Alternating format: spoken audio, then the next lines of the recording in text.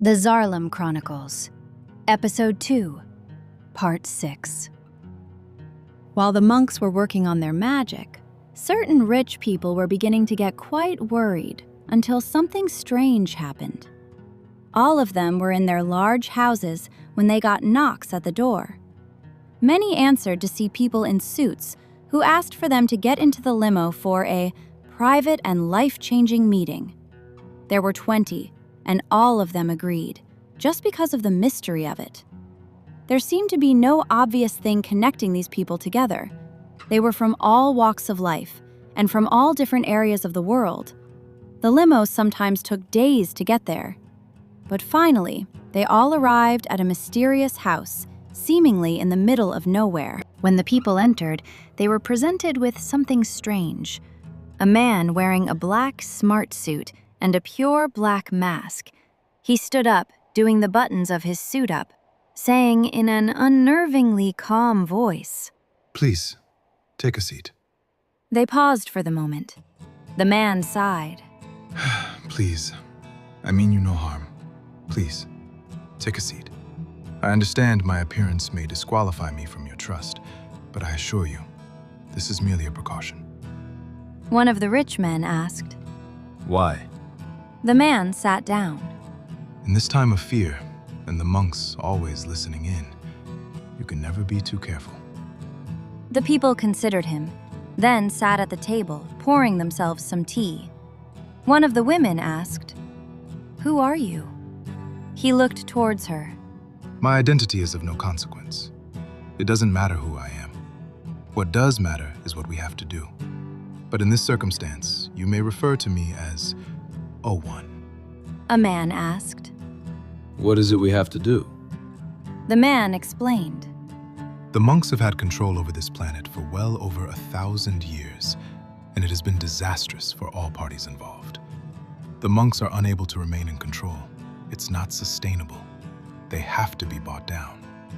One of the women asked, "And then what? Who would be in control afterward?"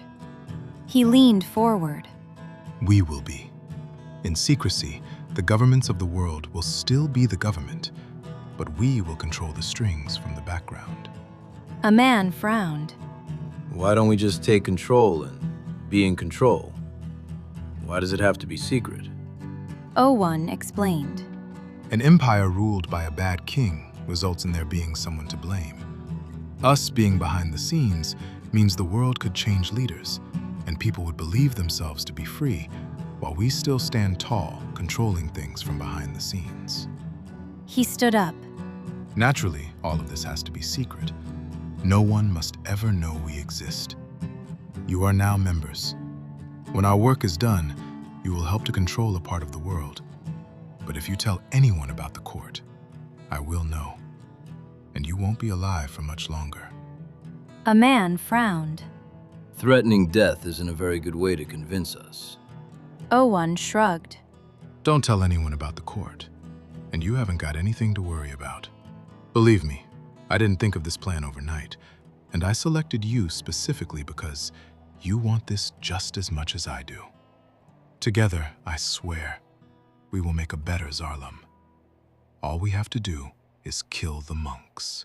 The men and women realized that he was offering exactly what they'd always wanted, so naturally agreed. After that was the creation of the court of Zarlum. From that day on, there were 20 members of the court. If one were to die, they would work together to vote in a new person, naturally from wealth, same as them. They were invited to join the court, and if they refused, they were simply forced. But if they were still refusing, they would have to be dealt with. Interestingly, they never saw themselves as bad people. They were just people who controlled Zarlum despite the fact they did some horrible things to get there. But the people would never know, so that was how they justified it. Sadly, the court was never going to have the control they wanted because people were just too scared of the monks. They were going to have to take extreme measures to complete their control. Luckily for them, the monks were greatly helping them shape their new world. While the monks took care of the long-term plans, the court realized they needed to set themselves up as being in control before they destroyed the monks. So they started buying governments and set up a royal family of the world. They didn't bring them into the court. They wanted to have pure and complete control by threatening them with death or worse if they didn't comply. They had dirt that would destroy them if they stepped out of line. The court weren't as in the shadows as they hoped, but they were working on it. They also started controlling the most important people of the time: celebrities, news organizations, media. If something happened on Zarlum, it always had something to do with the court, and the court always knew about it. The court was only small, having nowhere near the amount of control they had in the future, and didn't have access to the amounts of armies, secret armies, and forms of control they would one day have. The monks had their magic. However, the court had something much stronger. They had the people, money, and power on their side. So it was time to use it. The court decided to use their power to deal with their monk problem. They quickly traveled to the island cities and managed to fully take them over in just a few weeks, in secret, right under the nose of the monks, who never considered that someone could simply buy the city. They assumed you'd need to do what they did, which was take the islands violently. So they never dreamed someone would just simply buy their way in. With the court having the islands, this meant they were able to fight them completely on their territory, because fighting them on the mainland was just going to completely fail. It wasn't a sustainable strategy. However, before they were able to even begin fighting, they ran into a rather large concern. The monks had an enormous amount of magical power, which the court wouldn't be able to handle. The monks had the ability to bring godlike beings to life and control them reliably enough to cause damage. The monks could destroy the court easily. However, the court were not going to allow that to happen. When the monks finally did hear of the court of Zarlum, they hated the idea of them doing what they were doing. To Zenith, it was against everything that he was trying to achieve. He and the master monks started praying and doing some rituals. In any other religion, that would be totally fine. However, this was the monk we're talking about. Them praying was almost the same as pressing a nuclear launch button. They decided to turn the winter against the entire Zarlum again. Once every year, the monks discovered the snow could move and became sentient. They were able to build bodies and started working on what the monks wanted: to awaken the Ice Queen, who would bring the world to an end by putting down another ice age. They were sure that it would end the court and disbelief in them forever. After a few months of trying to wake her, the queen finally came to life. She looked like a woman made of ice with an incredible amount of power, and even worse, she was controlled like a puppet by the monks. She immediately started by creating the largest and most destructive snowstorm in recorded history. The winds and snow were so powerful, people couldn't leave their homes because they couldn't see anything and could barely move. And if they were out there for more than an hour, they would die from the freezing cold. They also had to have fires in every room because the heating wasn't enough to keep people alive for more than a few hours. However, she wasn't done. Yet she began to freeze the thing that helped Zarlum the most: the ocean. Those things resulted in a massive 6-year winter. That made it impossible for boats to get food around the world, so a lot of people died in the famine. However, more people were killed by the cold. Despite this, the court didn't care about the deaths because they weren't in the court, so they didn't matter to them. It also helped with their overall plan. However, they couldn't really think about that because they were being affected as well. However, they couldn't live in a world full of ice. Soon it would begin to affect them really badly, and they couldn't have that. They needed a way to defeat the queen and then defeat the monks after, but had to deal with the big problem first. The people were also beginning to fight back. Everyone was affected, including pirates, because they weren't able to go about their normal lives. So everyone was agreed. The queen had to go. That made it a lot easier for the court. They began to think of how to defeat her. Everyone immediately realized it was going to be difficult to get to the queen. She had an army of snowmen, but they were positively easy compared to the hundreds of giant, bus-sized ice wolves, which were incredibly hard to kill. However, the court didn't care how hard it would be to kill the queen. They had to kill the queen and end the Ice Age. If they didn't, all of their subjects were going to die. So they threw as many armies at her as possible. The Ice Queen knew what they were trying to do and started making everything difficult. The court weren't entirely sure, but they believed that the queen could see out of snowflakes everywhere across Zarlum. So if they attacked somewhere it was snowing, she would be able to see them very easily. So that meant there was no such thing as a secret attack with them. It was also made even more difficult by the fact they couldn't use any boats. They had to run across the ice, which took a very long time to get across, and the small amount of food, they never had the energy to get there. After 2 years of fighting the relentless snow, they finally managed to get to the Iceland, only to discover it was only the beginning of their problem. It turned out the snow and ice were just hiding the fact that the queen had built an enormous ice castle, mounted full of defenses, making it impossible to get inside. However, the court decided if they couldn't get inside, they would just do the next best thing: destroy it.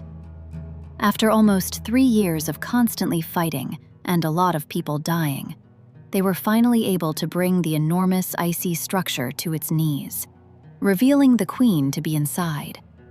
The court started pushing their armies forward to distract the queen, while they looked at every single spell they could possibly find to try and defeat her. Before, they didn't believe in the spells, but it was difficult to not believe in them when they were being attacked by undead monks who had awakened an ice queen who turned the world into an ice age. They were willing to do anything to take her down. They cast a spell which didn't kill the queen because it was simply impossible to do that, but it did put her into a form of suspended animation, almost like a sleep state, but stronger. The moment she fell asleep, the 13-year-long ice age finally ended, and all the ice melted away. Ships were able to move again, and the world started going back to how it was. However, it was going to take a very long time for the world to return to its glory. And even then, the monks were still an issue the court had to deal with. But that was exactly what they wanted. They wanted the world to be a chaotic place, and the monks were allowing them to do that, as long as it didn't affect them. The court were extremely satisfied that they had been able to win the first monk war, and were already preparing for the second war, knowing the monks weren't done yet. Zarlum took a large hit from the Ice Age. Nothing was able to move, and a lot of people had died, almost 70% of people. It was one of the darkest times in Zarlum recorded history. For now. Scientists didn't realize this yet, but the Ice Queen had almost caused the Zerm to go completely extinct twice. But amazingly, the Zerm were able to bounce back. However, the court really hoped that everything would return to normal without them having to do a lot. They had other things to worry about. The court had dealt with the Ice Queen, but the question was, what would they do with her now? They could hardly just put her in a prison. That wouldn't work. They discovered that the sleep lasted about 1,000 years. After that, the spell of the snowmen trying to wake her up once a year would come back. But they were prepared to deal with that situation when they had to deal with it. But in those 1,000 years, where were they going to put her? They eventually decided to lock her up exactly where she was in the first place, in the Iceland, buried at the deepest point. When the queen was finally out of the way, Zarlum could begin to stabilize. It took almost 17 long and very difficult years to get the ship's routine back to normal. However, it was almost pointless because their capacity to grow things had dramatically decreased from the damage done to the soil of the world, and it would take a long time for the soil to be back to normal. Until then, food was in short supply, which had a domino effect of insane inflation of prices everywhere, to the point even the rich were beginning to be affected. Apart from the court, of course, who would never allow for such things to affect them.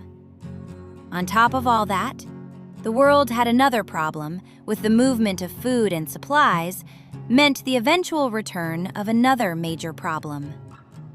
The pirates had returned and were back to their old, horrible ways. With the court no longer having to worry about freezing to death, they could turn their attention back to the difficulty of the monks, who only saw the defeat of the Ice Queen as a simple setback, which was a shame because the court hoped it would be a much bigger dent.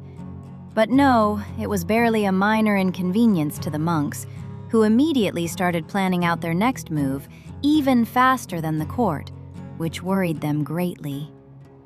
Zenith saw if the queen didn't work, he needed something stronger, much stronger. He needed something to incorporate extreme dark magic, a god in Zerm flesh that he would control, or possibly be. But he had to do it fast. With the monks having lost people, were beginning not to believe in them, and the court were taking down their temples and killing any monks that were in there, one by one, almost 100 years after the Ice Age.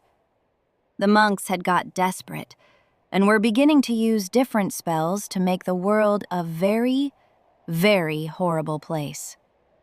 In future times, people would look back at that period in history and call it the Dark Times, because everyone was suffering in one way or another. Some even called it the Grand Depression. People were dying of many diseases afflicting the land. There were mass food shortages everywhere. However, things in that regard were getting better. The ground was getting easier and easier to grow things in. However, it still wasn't enough for the people. Even the weather seemed to reflect the dull mood of the planet due to the fact there was so much fog everywhere, almost all the time, because steam and even smoke was rising from the sewers. The court couldn't deal with all the problems of their subjects. They were still dealing the monks. Over the years, they had countless fights and battles with the monks, but they always seemed to come back stronger than before, like they were dealing with an unstoppable hydra that just would not stop. However, they had a form of hope. Their armies couldn't be fully controlled by them because they wanted to stay secret. So they had to do it through other means, like governments. So marking out an attack took a long time. And by the time they were fighting it, was already too late. Luckily, they had a plan for that. People in the monks' not-so-great and bountiful Zarlum Empire were beginning to see how horrible the world was. So a quarter of the population turned to other means of money, and they were known as outcasts because they didn't get jobs like normal people. They would do work in illegal ways because they had to, and the court was more than happy to use them. They had two paths to go down. They could either become a pirate, which was illegal, however wasn't recommended because it was punishable by hanging, which people loved to watch, and most would throw stones because apparently hanging wasn't already bad enough for the people who were clearly desperate. But in the dark times, people would take any form of entertainment they could get. The pirates knew of the risks, however, they didn't care and did it anyway, for the reward was far greater than the risks. The pirates were given so much money, so very quickly, although all of them had to do a lot of dark things to get where they were. Pirates were easily the most popular route to go down. However, of course, there were other jobs that didn't take as much risk, such as robbing or other forms of gang crimes, some getting their own form of power.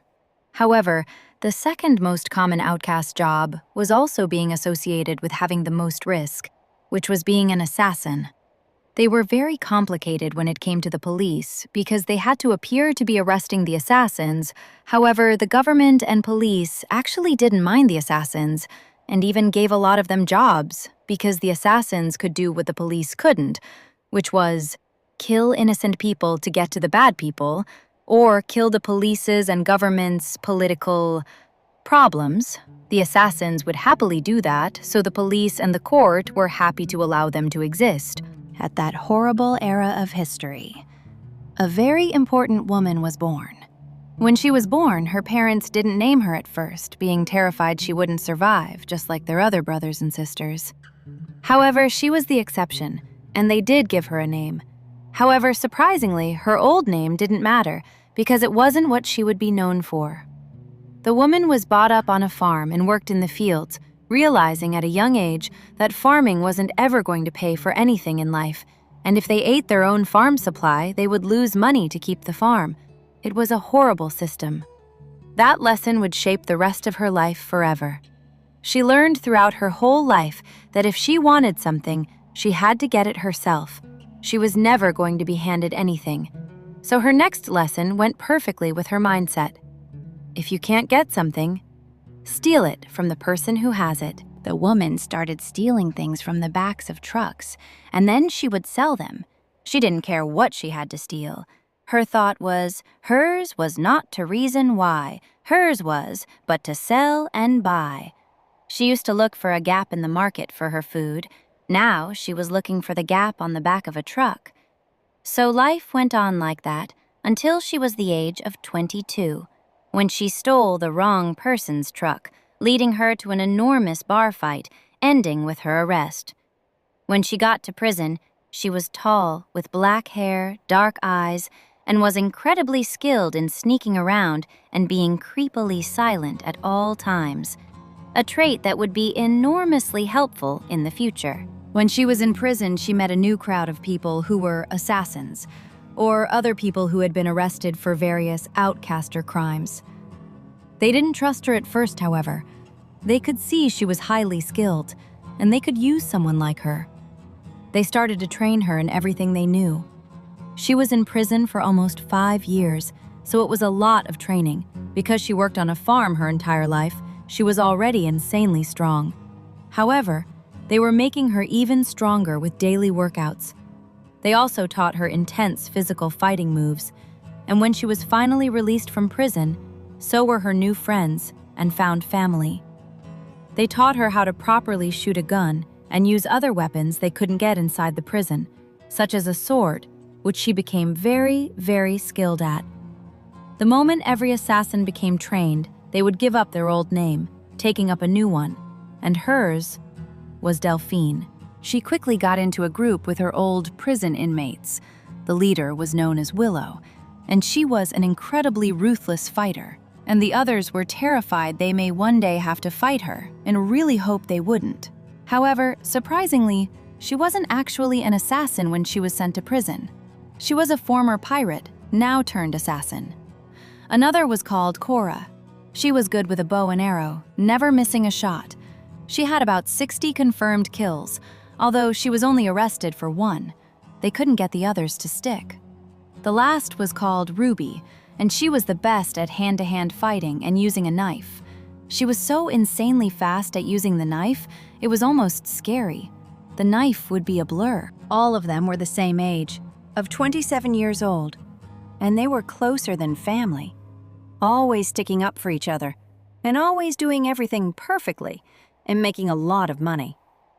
They all lived together in a large house, built with traps and protection. At the start, they were just doing simple crimes like pickpocketing people and stealing from trucks. But when they were at the age of 30 years old, they realized they didn't do all that training and fighting for nothing. They wanted a contract, and finally they were given one. The group decided that Delphine would be the one who would actually kill him. The others would just set it up, because she was the only one who hadn't killed anyone. It made sense to them to allow her to get her hands dirty. A few days later, a man was driving down the road when he saw a roadblock in the way. So naturally, he turned down an alleyway, which was a very bad idea, because that was what the gang wanted.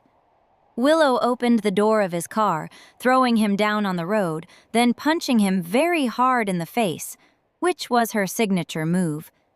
He tried to fight back, however, it was already too late. Delphine jumped from a roof above, grabbing him by the neck to hold him steady.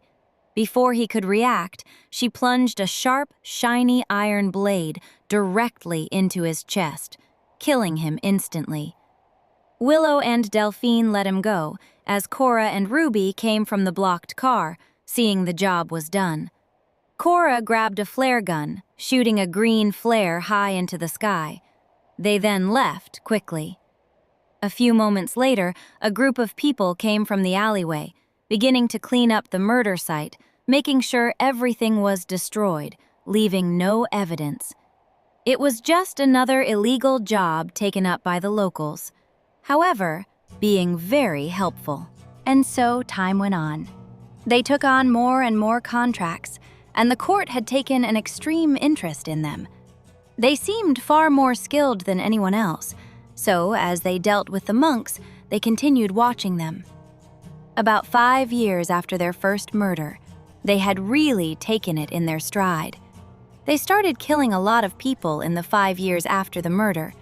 They were able to kill 19 people and had really made a name for themselves, to the point of them being able to give contracts to other people and made a lot of money.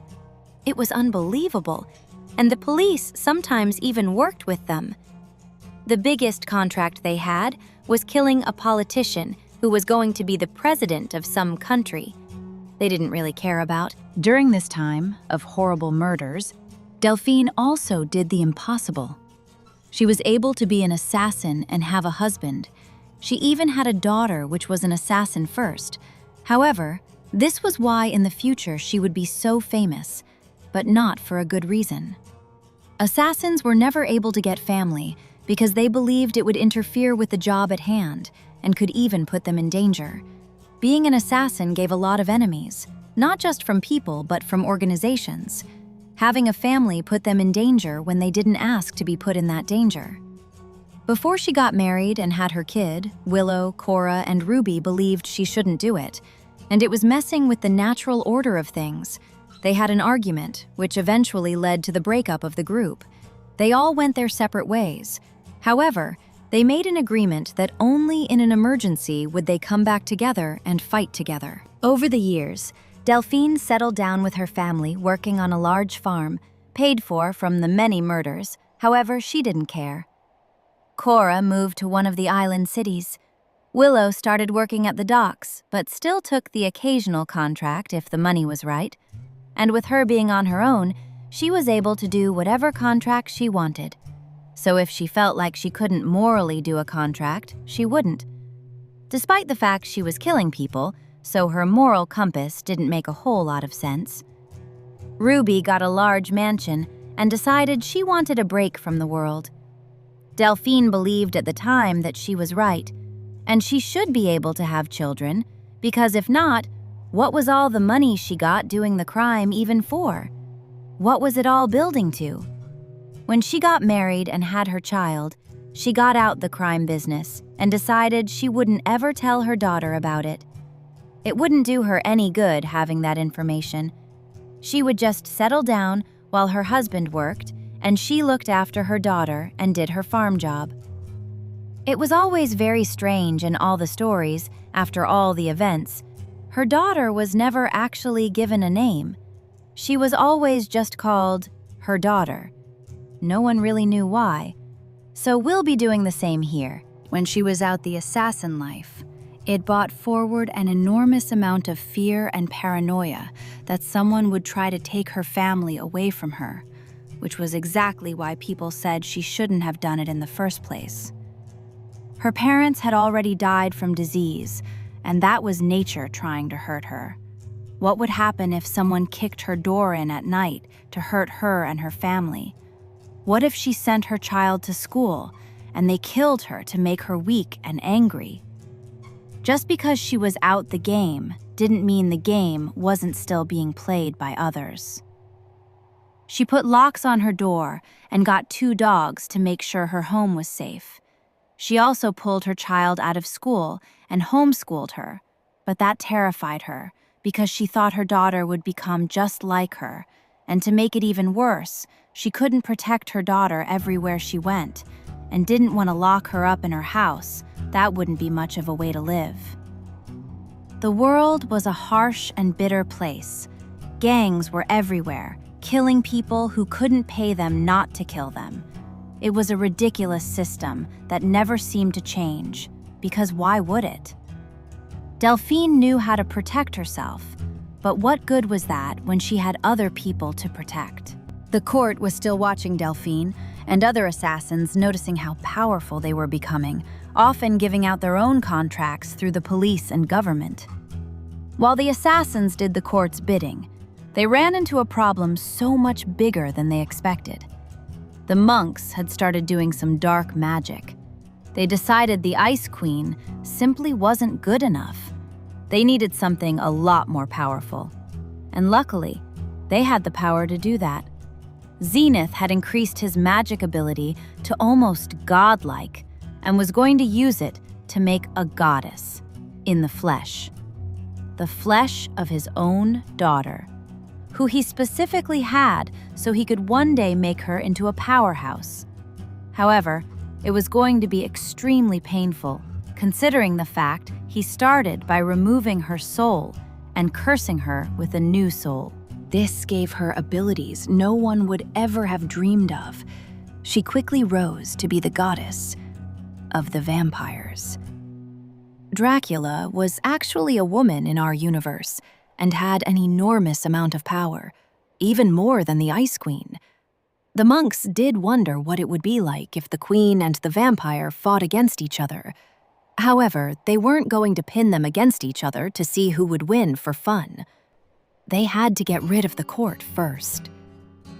The first day of the Dracula being alive, she immediately realized that the sun was not a good thing for her, and it burned her. She didn't realize how powerful she was, which was lucky because she could have simply blown up the sun. And it was good she didn't do that because, yes, she would survive, but no one else would, including the monks themselves. Everyone would be killed. The monks were fairly terrified of the Dracula Queen because, unlike the Ice Queen, they had absolutely no control over her whatsoever. She just did whatever she wanted to do, no questions asked, and rarely ever spoke to the monks about her plans.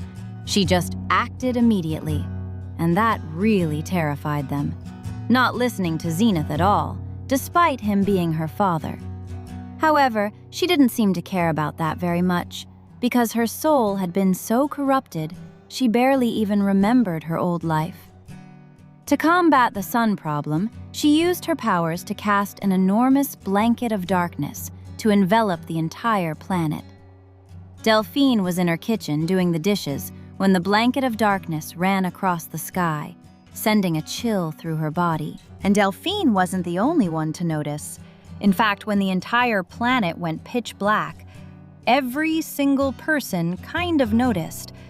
But it was too late for them to wonder what was going on, because Dracula started immediately turning people into vampires by sucking their blood. She then discovered she had the ability to rise the dead from their graves as vampires, and that made it even easier. She started using the monks and her new vampires to attack different areas of the world, discovering every few days she had more and more powers. She wasn't sure if she was getting them over time or if she was just discovering them as time went on, or both.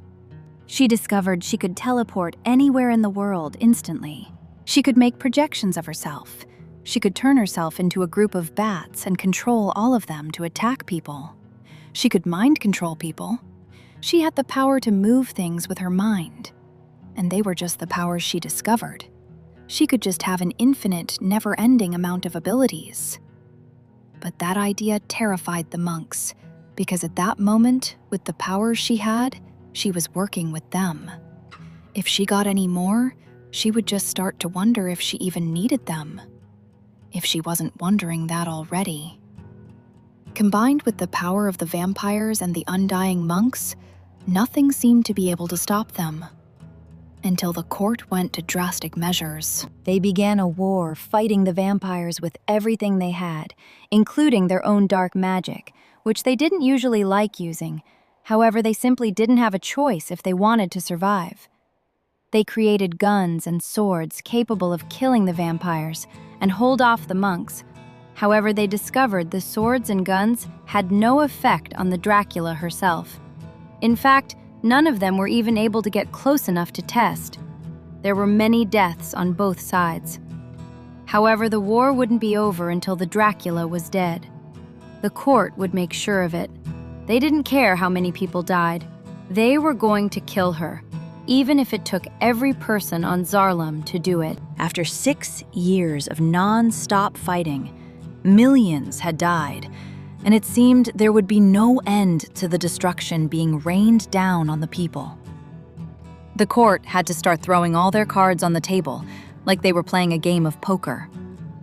Finally, the last thing they could possibly do was start recruiting every single assassin in the world to start fighting for them. Willow, Cora, Ruby, and Delphine were the best of the assassins. Their kill count combined was over 400 people, far higher than any other group. They met each other in Delphine's house, deciding they would honor their old promise to get back together in an emergency. And there would never be a better emergency than literally fighting a vampire god to save the world. So they charged out into battle. Not only did the assassins fight, but the pirates of the East Border, who were one of the most dangerous pirates in the entire ocean, started firing their cannons at the mainland to cause as much damage as possible to kill the monks and vampires. They were using the vampires' darkness against them because it was difficult to see them in the ocean. They could only be seen from the explosions of the cannons. After 4 years of what was known as the Dark War, Delphine, Willow, Ruby, and Cora had been fighting directly with Dracula for months and finally managed to get their hands on a book which had all of her spells inside. They read through it, eventually finding a spell which would let them remove her soul from her body for just a moment, and all they needed was a moment. Willow cast the spell, giving Delphine the perfect opportunity to fire a bullet directly into the heart of the Dracula. However, Dracula was still alive, just extremely weakened. The monks would have to bring her back to life with 9 veins of the impure blood, which basically meant they would all have to have done some kind of crime before, and the blood would have to touch her grave. And on Zarlum, people in crime were actually pretty easy to come by, so there was a chance that the monks could bring her back again. The court were very worried about that, so decided to bury the Dracula where the monks would never expect. Dirham, under their own nose. But the war still wasn't finished. The monks were still alive, but the court were planning for that. However, the killing of Dracula was a bigger problem than anyone could have predicted. End of Episode 2, Part 6.